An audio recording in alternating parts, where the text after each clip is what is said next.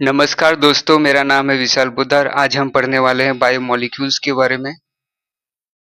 Biomolecules के अंदर हम यहाँ पे अभी 2 टॉपिक पढ़ने वाले हैं, एनालिसिस ऑफ केमिकल कंपोजिशन और दूसरा हम पढ़ने वाले हैं प्राइमरी और सेकेंडरी मेटाबोलाइट्स क्या होते हैं, उसके बारे में हम पढ़ने वाले हैं। सबसे पहले हम आते हैं बायोमोलिक्यूल्स के बारे में। बायोमोलिक्यूल्स बायोमोलिक्यूल्स को अगर हम 2 वर्ड में अगर हम ब्रेक करें, तो बायो प्लस मॉलिक्यूल्स। बायो का मतलब क्या है यहाँ पे लाइफ, और मॉलिक्यूल्स का मतलब होता है मॉलिक्यूल्स। जैसे कि कार्बोहाइड्रेट्स हो गया, प्रोटीन हो गया, फैट्स हो गए, लिपिड्स हो गए, ये सभी क्या है बेसिकली मॉलिक्यूल्स है ये सभी चीजें। इसका मतलब कि these are the molecules of life, मतलब कि ये ऐसी चीजें हैं जो कि है ना एसेंशियल मॉलिक्यूल्स है, जो कि है ना लाइफ के लिए बहुत ज्यादा जरूरी है ये सभी चीजें।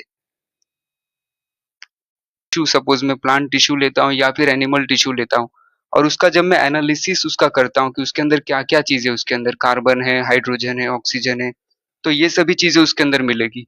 वही अगर मैं नॉन लिविंग के अंदर अगर एनालिसिस करता हूँ, तो उसमें भी मेरे को सिमिलर चीजें ही मिलेगी। उसके अंदर भी मेरे को कार्बन मिलेगा, हाइड्रोजन मिलेगा, ऑक्सीजन मिलेगा। तो फिर वहां पे डिफरेंस क्या है बेसिकली? तो यहाँ पे डिफरेंस ये है, जब हम उन दोनों का लिविंग और नॉन लिविंग का जो एनालिसिस हमने किया, उसके अंदर हम जब है ना क्लोजली हम जब उसका जब हम एनालिसिस अगर हम करते हैं, तो उसमें हमको बेसिकली क्या मिलता है कि जो कार्बन है, हाइड्रोजन है, ये सभी चीजें क्या होती है, जो लिविंग ऑर्गेनिजम्स जो होती है उनके अंदर ज्यादा मिलती है। रिलेटिव अबंडेंस जो होती है लिविंग के अंदर बेसिकली क्या होता है, ज्यादा होता है as compare to non living की कंपेरिजन में। या फिर जो अर्थ क्रस्ट वगैरह से जो हमको कार्बन मिल रहा है, हाइड्रोजन मिल रहा है, ऑक्सीजन मिल रहा है, ऑक्साइड्स मिल रहे हैं, तो ये सभी चीजों की कंपैरिजन में लिविंग के अंदर क्या होता है, ज्यादा होता है वो सभी चीजें। अब हम आगे देखते हैं।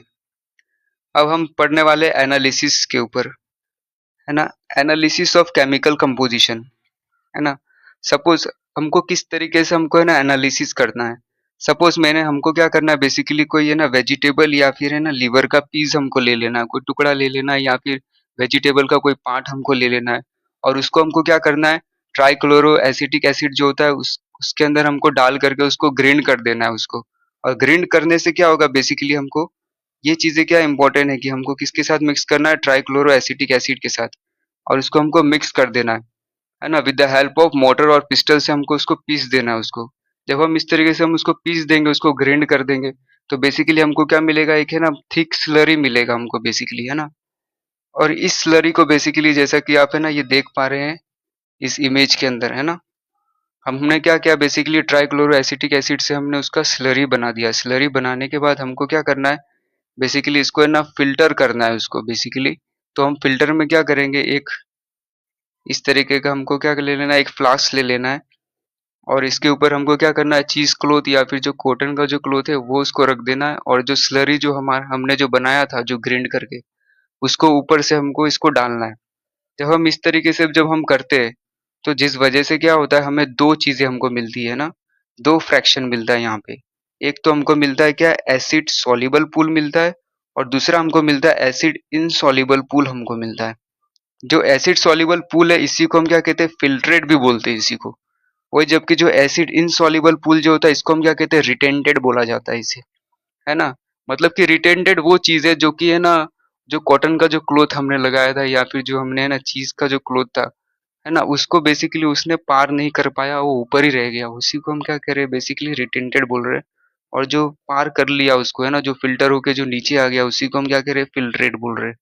तो यही बेसिकली क्या डिफरेंस है ना। इसीलिए ये क्या है, एसिड इनसॉल्युबल है, मतलब कि जो ट्राइक्लोरो एसिटिक एसिड जो थी उसके साथ ये सभी चीजें सॉल्युबल नहीं हुई, और जो सॉल्युबल नहीं हुई वो ऊपर रह गई, और जो सॉल्युबल हो गई तो सॉल्युबल हो करके घुल करके कहाँ पे चली गई, नीचे चली गई वो चीजें, वो फिल्टर हो गई उससे, है ना। जब हमने इसको स्टेन किया, है ना, कॉटन क्लॉथ से, तो जिस वजह से हमको क्या मिलता है, 2 फ्रैक्शन मिलता है यहाँ पे हमको बेसिकली 2 फ्रैक्शंस हमको मिलती है। एक मिलता है हमको एसिड सॉल्युबल पूल, जिसको कि हम क्या कह रहे हैं, फिल्ट्रेट बोल रहे हैं, और दूसरा हमको मिलता है एसिड इनसॉल्युबल पूल मिलता है, जो कि क्या है, रिटेंटेड जिसको हम बोल रहे हैं। जो एसिड सॉल्युबल पूल है यहाँ पे हमको बहुत सारे ऑर्गेनिक कंपाउंड्स मिलते हैं हमको। जैसे कि यहाँ पे हमको क्या मिलेगा, स्मॉलर मॉलिक्यूल मिलेंगे, सीधी सी बात है ना यार। जो कॉटन क्लॉथ है उसको क्या कर दिया बेसिकली, फिल्टर हो गया, है ना। कॉटन क्लॉथ से क्या हो गया, वो फिल्टर्ड होकर के नीचे आया। तो वहाँ पे हमको जो मॉलिक्यूल के जो साइज़ होंगे वो बहुत छोटे-छोटे होंगे। लाइक जैसे कि उसके अंदर सिंपल शुगर मिलेंगे, उसके अंदर अमाइनो एसिड्स मिलेंगे, उसके अंदर न्यूक्लियोसाइड्स मिलेगा, ये सभी चीज़ें मिलेंगे जिसका मॉलिक्यूलर वेट क्या हो कम हो। ये सभी चीज़ें मिलेंगे मतलब कि जो माइक्रो मॉलिक्यूल्स होंगे ना वो हमको कहाँ मिलेगा एसिड सॉल्युबल पूल में मिलेगा। वही जबकि एसिड इनसॉल्युबल पूल है, वहाँ पे हमको क्या मिल रहा है? प्रोटीन मिल रहा है, न्यूक्लिक एसिड मिल रहा है वहाँ पे हमको, पॉलीसैकेराइड्स मिल रहे हैं। तो ये सभी जो होते हैं क्या होते हैं लार्जर मॉलिक्यूल्स होते हैं। मतलब कि जो लार्ज मॉलिक्यूल्स जो होते हैं वो हमको कहाँ में मिलेगा हमको? ऊपर की तरफ हमको मिलेगा, है ना? एसिड इनसॉल्युबल पूल में मिलेगा मतलब कि रिटेंटेड में मिलेगा। और यही जो मॉलिक्यूल्स होते हैं ये क्या होते हैं? बायो मैक्रो मॉलिक्यूल्स होते हैं। मतलब कि ज़्यादा साइज़ वाले होते हैं ये। और जबकि एसिड सॉल्युबल पूल जो होता है वहाँ पे हमको क्या मिलता है? बायो माइक्रो मॉलिक्यूल्स मिलता है। मतलब कि छोटे-छोटे साइज़ वाले मिलते हैं। जो कि क्या हो गए? सॉल्युबल हो गए किसके साथ? ट्राइक्लोरो एसिटिक एसिड से। और वो फ़िल्टर्ड होकर के कहाँ पे आ गए? नीचे आ गए। लिविंग ऑर्गेनिज़म्स के अंदर इनऑर्गेनिक कंपाउंड्स भी क्या होते हैं? उसके अंदर प्रेज़ेंट होते हैं। है ना? और इस इनऑर्गेनिक कंपाउंड्स को हम किस तरीके से एनालिसिस कर सकते हैं? कैसे पता कर सकते हैं कि उसके अंदर कौन-कौन से इनऑर्गेनिक कंपाउंड्स हैं? तो इसके लिए हमारे पास एक सिंपल एक एनालिसिस होता है, जिसे हम कहते हैं एस एनालिसिस हम इसको कहते हैं। इस एस एनालिसिस में हम क्या करते हैं बेसिकली हम लिविंग टिश्यू लेते हैं। सपोज़ जैसे कि मैंने ना कोई है ना कोई मेरे पास है ना प्लांट है, उस प्लांट का मैंने ना रूट ले लिया और उस रूट का मैंने ना पाउडर बना दिया उसको। फिर उसको पाउडर बना करके हम क्या करते हैं उसको ड्राई करते हैं उसको। ड्राई करने से क्या होता है जो भी उसके अंदर जो मॉइस्चर जो है, जो मॉइस्चर कंटेंट है वो निकल जाता है। और इसके मॉइस्चर कंटेंट को हम निकालने के लिए हम क्या करते हैं, हमने जो उसका जो पाउडर बना दिया उस पाउडर को हम क्या करते हैं हॉट एयर ओवन में रखा जाता है उसको। है ना? 4 से 5 घंटे के लिए हम है ना हॉट एयर ओवन में रख देते हैं जिस वज़ह से उसका जो भी मॉइस्चर जो होता है वो निकल जाता है। जो भी वाटर जो होता है वो क्या होता है बेसिकली इवापोरेट हो जाता है उसका। वाटर इवापोरेट होने के बाद में क्या होता है जो रिमेनिंग जो मटेरियल जो रह जाता है हमारे पास उसको हम क्या कहते हैं ड्राई वेट बोलते हैं उसको। है ना? फिर इस ड्राई वेट को हम क्या करते हैं उसका हम है ना ऐश बनाते हैं उसको। है ना? फिर हम क्या करते हैं उसका है ना ऐश बनाते हैं उसको बर्न किया जाता है उसको। जब हम उसका ऐश बनाते हैं तो उसमें क्या होता है कि जो कार्बन जो होगा उसके अंदर तो जो बेसिकली कार्बन क्या होगा ऑक्सीडाइज हो जाएगा, ऑक्सीडाइज होकर के CO2 बना करके वो बाहर चला जाएगा और जो उसके अंदर जो और भी जो रिमेनिंग वाटर होगा वो क्या होगा वाटर वेपर बन के निकल जाएगा। तो जो रिमेनिंग जो रिमेनेंट जो बच जाता है उसी को हम क्या कहते हैं ऐश बोलते हैं। है ना? ऐश मतलब क्या है बेसिकली एक तरीके से राख है जिसको हम बोलते हैं ऐश बना दिया हमने। है ना? और ये जो ऐश का जब हम इसको एनालिसिस हम जब करते हैं, इसका केमिकल एनालिसिस हम करते हैं, तो इसमें हमको बेसिकली क्या-क्या चीज़ें मिलती है इसके अंदर हमको? सोडियम मिलता है, पोटेशियम मिलता है, जितने भी जो इनऑर्गेनिक कंपाउंड्स है वो सभी चीज़ें मिलती है। सोडियम मिलता है, पोटेशियम मिलता है, कैल्शियम मिलता है, मैग्नीशियम मिलता है, वाटर मिलता है थोड़े बहुत और कुछ कंपाउंड्स भी मिलते हैं उसमें, है ना? आगे देखते हैं जो माइटोकॉन्ड्रिया जो होता है उसके अंदर बेसिकली क्या होता है मैंगनीज होता है मोलिब्डेनियम होता है और ये मैंगनीज और मोलिब्डेनियम जो होता है जो नाइट्रोजिनस जो एंजाइम होता है उसका ये पार्ट होता है और ये क्या करता है ये नाइट्रोजिनस एंजाइम जो होता है नाइट्रोजन फिक्सेशन करता है ना। उसी तरीके से जो साइटोक्रोम ऑक्सीडेज एंजाइम जो होता है उसका बेसिकली उसके अंदर क्या होता है कॉपर प्रेजेंट होता है। जो साइटोक्रोम ऑक्सीडेज जो होता है उसके अंदर क्या होता है कॉपर प्रेजेंट होता है। उसी तरीके से सोडियम और पोटेशियम क्या करता है एक्स्ट्रा सेलुलर और इंट्रा सेलुलर फ्लूइड को क्या करता है मेंटेन करता है ऑस्मोटिक इफेक्ट से। है ना? जो सेल के अंदर जो फ्लूइड है और जो सेल के बाहर जो फ्लूइड है ना जो सेल के अंदर होता है उससे हम क्या कहते हैं इंट्रा सेलुलर फ्लूइड बोलते हैं और जो सेल के बाहर जो फ्लूइड्स होती है उसको हम क्या कहते हैं एक्स्ट्रा सेलुलर फ्लूइड बोलते हैं और इसको मेंटेन करने का काम कौन करता है सोडियम और पोटेशियम मेंटेन करता है। उसी तरीके से अगर हम सेल के अंदर हम देखें तो सबसे ज्यादा जो अबंडेंट जो एलिमेंट जो होता है वो कौन होता है ऑक्सीजन होता है। और जबकि साइटोक्रोम जो होता है उसके अंदर क्या होता है आयरन और कॉपर प्रेजेंट होता है।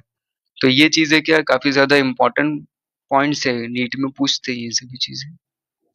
अब हम देखते हैं क्लासिफिकेशन बायोलॉजिकली हमने बायोमोलिक्यूल्स को हमने दो पार्ट में हमने क्लासिफिकेशन कर दिया है साइज के बेसिस पे। एक तो हमने क्या किया माइक्रोमोलिक्यूल्स और इसी माइक्रोमोलिक्यूल्स को ही हम क्या कहते हैं बायो माइक्रोमोलिक्यूल्स भी बोलते हैं। है ना? और इसी को हम क्या कहते हैं एसिड सॉल्युबल फ्रैक्शन भी बोलते हैं जो कि हमको नीचे मिला था। है ना? जो फिल्ट्रेट में अपने को मिला था। दूसरा जो है हमारे पास वो है मैक्रोमोलिक्यूल्स जिसे हम बायो मैक्रोमोलिक्यूल्स बोलते हैं। या फिर हम उसे एसिड इनसॉल्युबल फ्रैक्शन भी उसे हम बोलते हैं। जो एसिड सॉल्युबल फ्रैक्शन है वहाँ पे मैंने पहले ही बताया कि इसमें जो छोटे-छोटे जो मॉलिक्यूल्स होंगे ना, वही हमको मिलते हैं। जैसे कि अमाइनो एसिड मिल रहा है हमको, यहाँ पे हमको सिंपल शुगर मिल रहा है, यहाँ पे हमको न्यूक्लियोटाइड मिल रहा है हमको यहाँ पे। जो अमाइनो एसिड मिल रहा है, सिंपल शुगर मिल रहा है, न्यूक्लियोटाइड मिल रहा है, ये सभी क्या होते हैं बेसिकली सेल के साइटोप्लाज्मिक कंपोजिशन होते हैं। मतलब जो सेल के अंदर जो बेसिकली जो लिक्विड जो जिसको हम साइटोल बोल रहे हैं ना, जो साइटोप्लाज्म होता है, वो चीज़ें किसमें मिलती है हमको? एसिड सॉल्युबल फ्रैक्शन में मिलता है। मतलब कि ये सभी क्या होते हैं? माइक्रो मॉलिक्यूल्स होते हैं। वही जबकि दूसरे तरफ हमारे पास क्या था? Macro molecules. मैक्रो मॉलिक्यूल्स में हमको क्या मिल रहा है? पॉलीसैकेराइड्स मिल रहा है हमको, प्रोटीन मिल रहे हैं, न्यूक्लिक एसिड मिल रहे हैं, लिपिड मिल रहा है। तो ये सभी चीज़ें हमको किसमें मिल रहा है? एसिड इनसॉल्युबल फ्रैक्शन में मिल रहा है, जिसका मॉलिक्यूलर वेट क्या है? ज़्यादा है ना? लेकिन इन सभी में से जो लिपिड जो है, ये जो है बेसिकली ये मैक्रोमोलेक्यूल्स नहीं है। क्यों? क्योंकि इसका जो मॉलिक्यूलर वेट जो है, वो 800 डाल्टन भी नहीं है इसके लिए, है ना? जिस वजह से ये मैक्रोमोलेक्यूल्स में नहीं आता है ये। लेकिन फिर भी इसको क्या मैक्रोमोलेक्यूल्स में इसको रखा गया है। क्यों रखा गया है इसको? पूल में ये पाया गया था। जो लिपिड जो थी, वो कहाँ पे हमको मिला था? एसिड इनसॉल्युबल पूल में मिला था। जब हमने क्या किया टिश्यू या फिर जो है ना सेल मेम्ब्रेन इन सभी चीज़ों को जो हमें ना हमने थिक जब है ना स्लरी बनाई थी, जब हमने ना टिश्यू, सेल मेम्ब्रेन इन सभी चीज़ों को जो हम लिए थे और उसको जब हमने ना ग्रिंड किया था, तो ग्रिंड करने से क्या हुआ बेसिकली जो इसके जो मेम्ब्रेन जो है राइट है ना, वो सभी क्या कर लिए थे वेसाइकल्स बना लिए थे, है ना? कुछ इस तरीके से क्या कर लिए थे वो लोग वेसाइकल जैसे बना लिए थे और ये वेसाइकल जो थे वो क्या होते हैं वाटर इनसॉल्युबल होते हैं राइट है ना? ये जो वेसाइकल जो थे ये वाटर में ये सॉल्युबल नहीं हुए। वाटर में सॉल्युबल नहीं हुए मतलब कि जो बेसिकली जो ट्राइक्लोरो एसिटिक एसिड थी तो उसके साथ वो सॉल्युबल नहीं हुए और वो क्या कर लिए वेसाइकल्स बना लिए सभी जो सेल मेम्ब्रेन्स वगैरह थे, है ना? ये जो ब्रोकन जो पीसेस जो थी वो क्या कर लिए वेसाइकल्स बना लेते हैं राइट है ना? ये जो मेम्ब्रेन जो होती है फ्रेगमेंट्स हो जाती है, इसके टुकड़े होकर के किसी क्या बना लेती है वेसाइकल्स बना लेती है और ये किसी सॉल्युबल पूल में आ जाते हैं। टेबल में क्या है जो हाइड्रोजन जो है वो बेसिकली है ना जो अर्थ क्रस्ट और ह्यूमन बॉडी के साथ हम कंपेयर करें जो हाइड्रोजन जो है वो बेसिकली अर्थ क्रस्ट में कितना 0.14 है परसेंट है वही जबकि ह्यूमन बॉडी के अंदर जबकि कितना है 9.5% है। वही इसी में देखा जाए तो और इम्पोर्टेंट चीज़ है यहाँ पे क्या है बेसिकली ऑक्सीजन।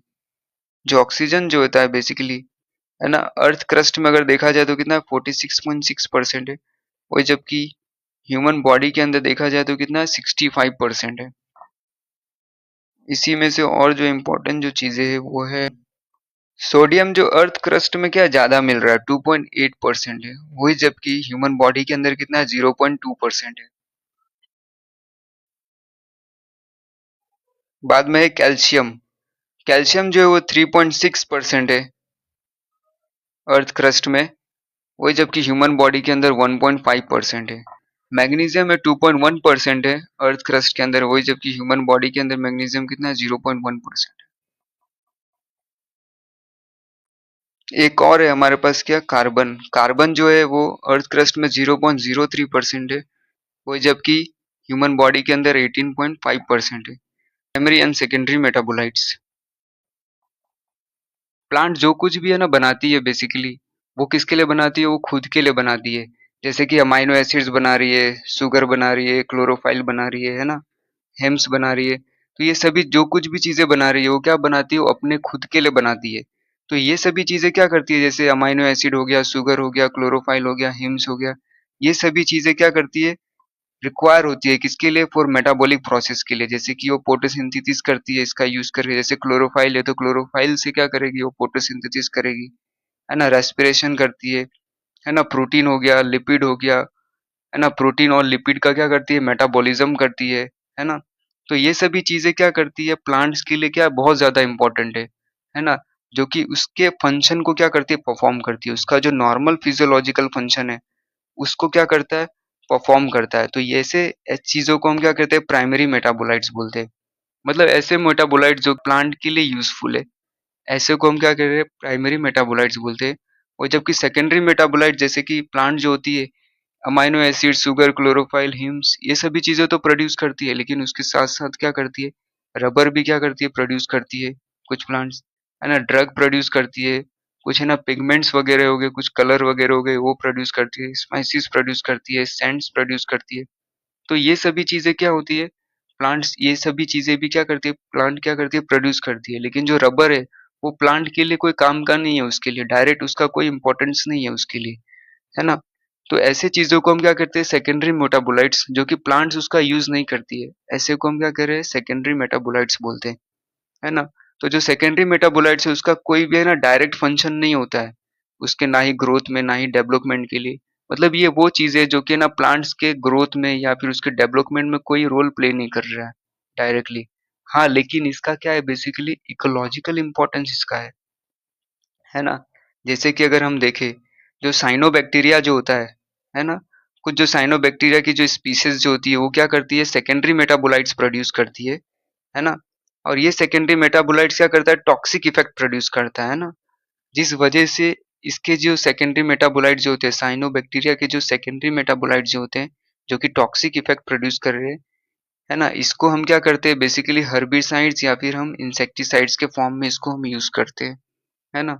मतलब कि जो साइनोबैक्टीरिया है वो क्या कर रही है, सेकेंडरी मेटाबोलाइट्स प्रोड्यूस कर रही है, और वो सेकेंडरी मेटाबोलाइट साइनोबैक्टीरिया के लिए इंपॉर्टेंट नहीं है डायरेक्ट, उसका कोई ना ही उसका ग्रोथ या फिर ना ही उसके डेवलपमेंट के लिए इंपॉर्टेंस नहीं है, लेकिन उसका इकोलॉजिकल इंपॉर्टेंस है हमारे लिए।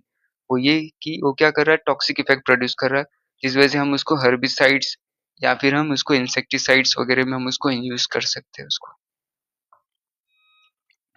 कुछ जो सेकेंडरी मेटाबोलाइट्स जो है, जो कि ना टेबल में दिया गया है, ये बेसिकली नीट के लिए क्या है, काफी ज्यादा इंपॉर्टेंट है ये।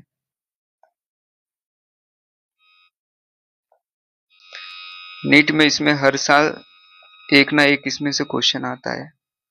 तो ये बेसिकली सेकेंडरी मेटाबोलाइट्स क्या इंपॉर्टेंट है, जैसे कि हमारे पास क्या है यहाँ पे पिगमेंट्स, है ना। पिगमेंट जो है बेसिकली वो प्लांट्स के लिए तो इम्पोर्टेंट नहीं है ना, लेकिन ये क्या है, सेकेंडरी मेटाबोलाइट्स है, क्योंकि ये उसके ना ही है ना ग्रोथ या फिर उसके डेवलपमेंट में तो कोई काम नहीं कर रहा है प्लांट्स, है ना, लेकिन हमारे काम के लिए। तो कुछ जो पिगमेंट्स है जैसे कि क्या है, कैरोटीनॉइड्स है, कैरोटीनॉइड्स है, एंथोसाइनिन है, ये सभी चीज़ों जो है बेसिकली क्या है, पिगमेंट्स है, कैरोटीनॉइड्स वगैरह हो गया, जैसे कि गाजर होता है तो उसके अंदर क्या मिलता है, कैरोटीनॉइड्स मिलता है बोलते हैं ना। तो ये सभी चीज़ें क्या है, पिगमेंट्स जो है वो क्या है, सेकेंडरी मेटाबोलाइट्स है। और कुछ अल्कलॉइड्स भी है, जैसे कि मॉर्फिन हो गया, कोडीन हो गया, तो ये सभी क्या है, मॉर्फिन और कोडीन क्या है, अल्कलॉइड्स है ना। बाद में कुछ क्या है, टर्पिनॉइड्स है, जैसे कि मोनोटर्पिन्स हो गया, डाई टर्पिन्स हो गया ना। याद रखने का तरीका, टर्पिन्स टर्पिन्स में क्या आएगा, टर्पिन्स टर्पिन्स वर्ड यूज किए होंगे, तो मोनोटर्पिन्स हो गए, डाई टर्पिन्स हो गए, तो ये किस में आते हैं, टर्पिनॉइड्स में आते हैं। और कुछ क्या होते हैं, एसेंशियल ऑयल होते हैं, जैसे कि लेमन ग्रास ऑयल हो गया, है ना। तो इसके नाम से ही आपको क्या पता चल जाएगा कि ये क्या है, एसेंशियल ऑयल से, मतलब कि ये क्या सेकेंडरी मेटाबोलाइट्स है ना। बाद में कुछ क्या होता है, टॉक्सिन्स होते हैं, जैसे एब्रिन हो गया और रिंसिन हो गया, है ना। तो ये सभी चीजें क्या है, टॉक्सिन्स है। कुछ क्या है, लेसिथिन्स है, जैसे कि कॉन्काविलिन ए हो गया, तो ये क्या है, लेसिथिन है। तो टॉक्सिन्स में क्या है हमारे पास, एब्रिन और रिंकिन क्या है, टॉक्सिन्स है। एब्रिन और रिंकिन क्या है, टॉक्सिन्स है, और जबकि लेसिथिन में क्या है, कॉन्काविलिन है। और इस टेबल को लर्न करना बहुत ज्यादा इंपॉर्टेंट है, क्योंकि इसमें से आता ही ये क्वेश्चन। और ड्रग्स में हमारे पास क्या है, विनब्लास्टिन और करक्यूमिन है ना।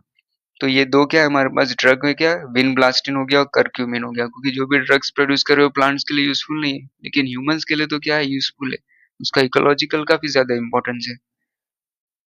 बाद में कुछ क्या है, पॉलीमरिक सब्सटेंस है, जैसे कि रबर हो गया, गम्स हो गया, सेलुलोज हो गया, है ना।